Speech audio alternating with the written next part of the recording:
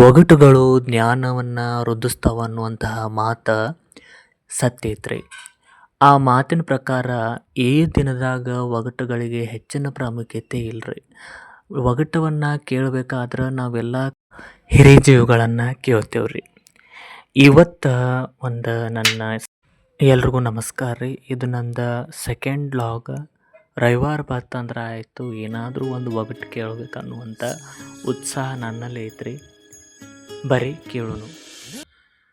ಜನಪದ ಶೈಲಿ ಒಗಟುಗಳು ಅಂದ್ರೆ ಅದೇ ರೀತಿ ಇರ್ತಾವ್ರಿ. ಯಾವ ಒಗಟುಗಳು ನಮಗೆ ತಿಳಿಯೋದಿಲ್ಲೋ ಅದನ್ನು ಜನಪದ ಶೈಲಿಯಲ್ಲಿ ಅರಗಿಸಿ ಹೇಳುವಂತಹ ಶೈಲಿ ಇವ್ರದ್ದಾಗಿರ್ತೈತ್ರಿ. ಈ ಒಗಟಿಗೆ ನಿಮಗೆ ಉತ್ತರ ಗೊತ್ತಿತ್ತಪ್ಪ ಅಂದ್ರೆ ಕಮೆಂಟ್ ಮಾಡಿರಿ, ಹಾಗೆ ಲೈಕ್ ಮಾಡಿರಿ ಮತ್ತು ಶೇರ್ ಮಾಡಿರಿ ಮತ್ತು ಫಾಲೋ ಮಾಡೋದನ್ನು